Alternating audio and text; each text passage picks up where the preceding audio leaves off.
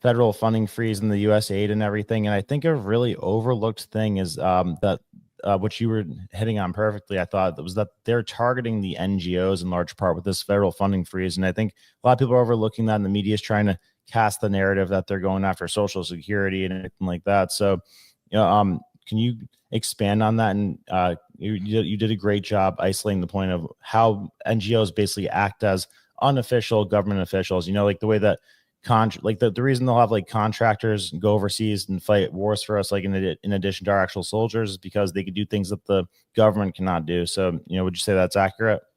That is exactly accurate. So you have these NGOs. They're basically off the book contractor. Well, they're on the book contractors, but they're kind of off the book government, and that's the problem. So they call themselves NGO, non-governmental organizations. But let's face it, if there's government funding, the government direction, government coordination, you can use any noun you want.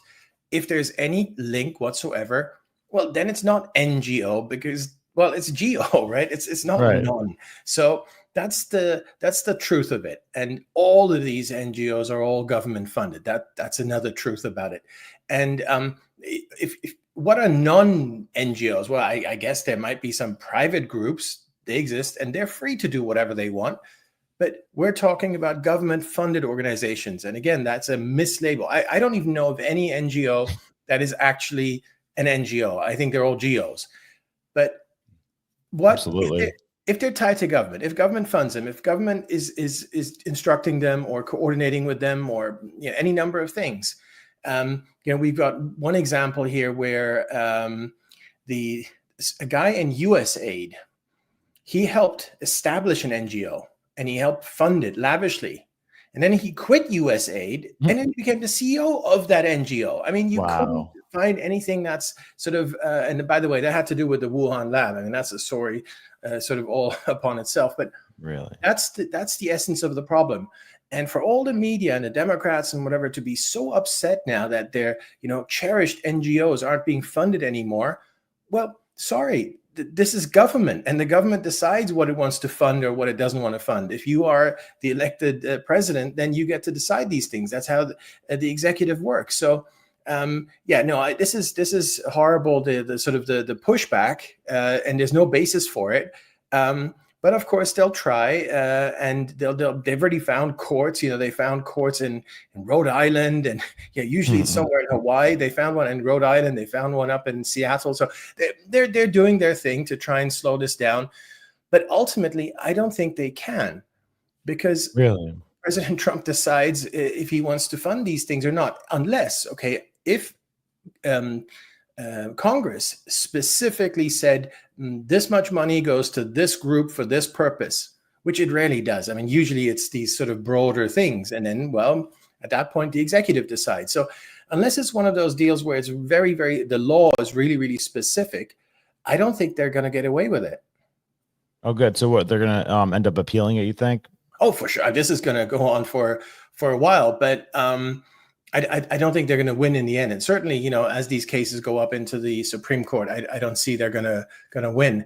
But we're really looking at a 4-year kind of process here of just exposing all the corruption, exposing everything that went on.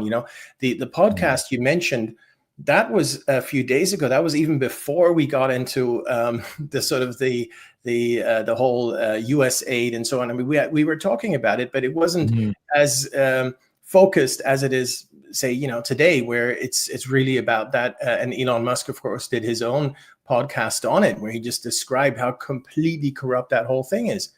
Well, it sounds like large scale money laundering for the most part. Like it sounds like there's just this big pile of money, and they find these, technically legal ways to move it around, and that's what all this is being sorted out right now.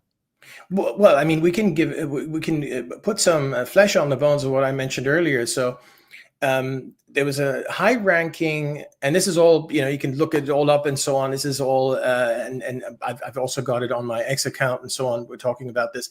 There was a high-ranking official within USAID.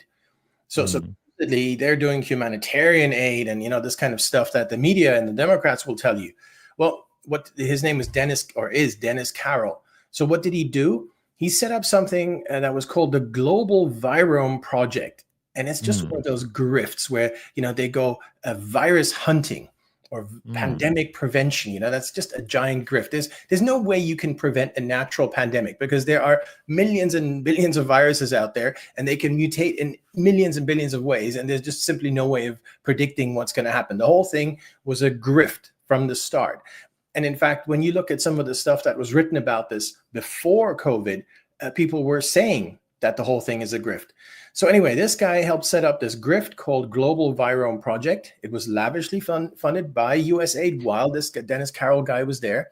This was together with a guy called Peter Daszak, which I'm sure your viewers have heard about. Anyway, and as soon as the thing was set up and lavishly funded, Dennis Carroll leaves USAID and suddenly becomes the CEO of this Global Virome Project. I mean, it couldn't be more clear in terms of the grift that's going on there.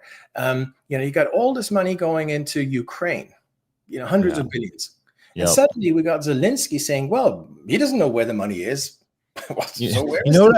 I would love to see it like a flow chart of not only that money, but the money for COVID, of like where exactly that money went on its journey, like where it started, where it went, how it was spent, who ended up with it. Because I mean, I'm sure we'd all be blown away if we saw the true path and the true route of that money. Like, do you have any imagination or any, I guess, evidence of where that money ended up, or like how the majority of it was spent?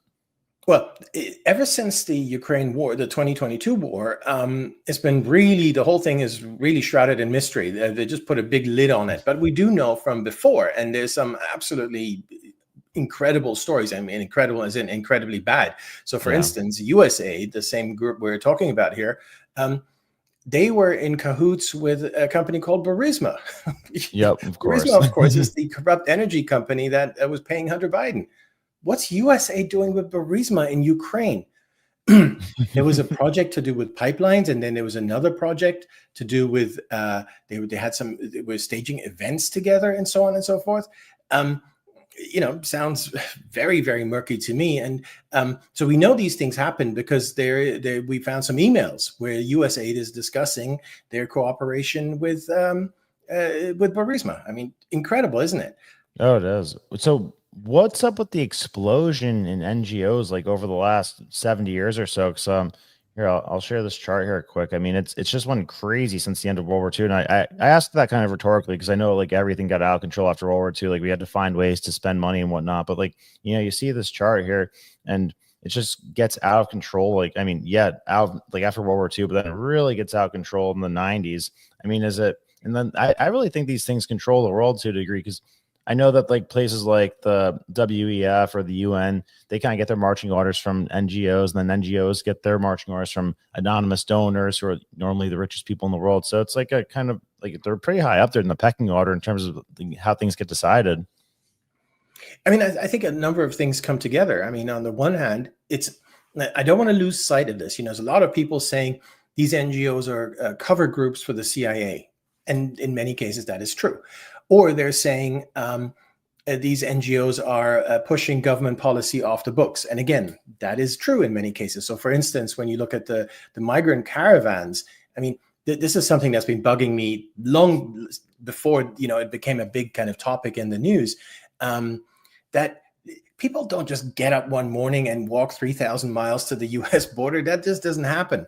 There are organizations behind that. There's a whole system behind it. And guess who funds that system? Well, USAID, State Department, and so on. They fund these NGOs, and then these NGOs go out there and help these people. They have these way stations along the way. They feed them, they bus them, they do all these things and, help them. Now, obviously, if they did that directly, if the State Department directly just sent their people there and helped these migrant caravans, people might ask questions, and then that might not be so good. So they kind of outsource that. So that's part of it too. But the part that I think is sort of sometimes lost among, CIA and off the books government and whatever is the grift. And that's what draws in so many people. It is just a giant grift. Now, between those three, I don't necessarily I don't know how to apportion what percentage of this or what percentage of that. But the grift is certainly a huge part of it. Just pure grift is not about. What do you mean when you say grift in relation to this? Well, like what we just discussed with the Global Virome Project. These are just people who just want to make a whole bunch of money. They're not necessarily leftist or woke people. It's not about ideology. It's not about government pushing some program. It's not about government pushing coups in other countries and so on. All those things happen as well under that label.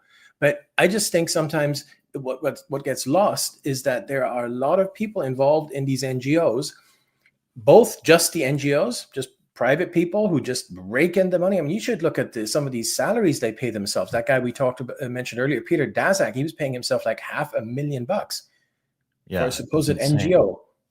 Exactly. So a lot of it is just simple. It's not politics. It's not, trying to have rainbow revolutions in other countries, whatever. It is that too.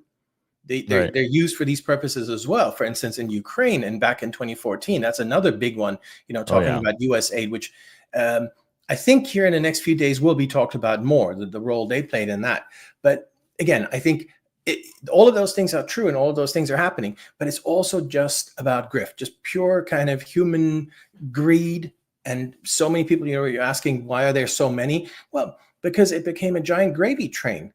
And it didn't really matter what your politics were or whatever, as long as you jumped on that gravy train and just took the money. And then, of course, in order to get the money, you would have to write nice little mission statements. We're here to save the planet, save the children, climate change, whatever. You put those kinds of key words there, and then, the money would flow.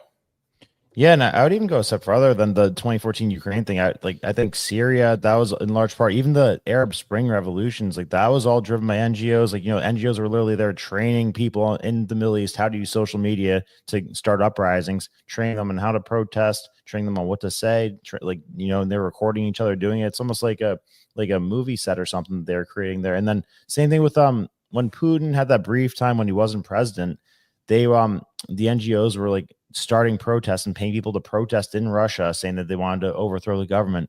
And then Putin made the NGOs that are in Russia declare themselves as foreign entities in order to conduct things as NGOs. Because every country that there is a kind of revolution situation and ends up tracing back to an NGO. So I mean, it really is stuff that's acting on behalf of the CIA a lot of the time. And so when you say grift, are you saying that they see which direction the government wants things to go and then just kind of place themselves there, like as if the government wants to push green energy and solar panels and electric cars, certain people place themselves in position to build those things and profit off of that? Exactly. I think, again, when you just look at the people involved with these things, you have a combination of things. So you do have true believers. They do exist. You do have the purple-haired 20-year-old who just is completely messed up in the head, and they just truly believe, the world is going to end if I don't do this right now. And then they jump on. And in fact, this is very important as a cover, because if you have these kinds of people, well, those are the ones you can hold out to the public. Look, we're legit. We got these people, these true believers. Okay, so that's a big part of it.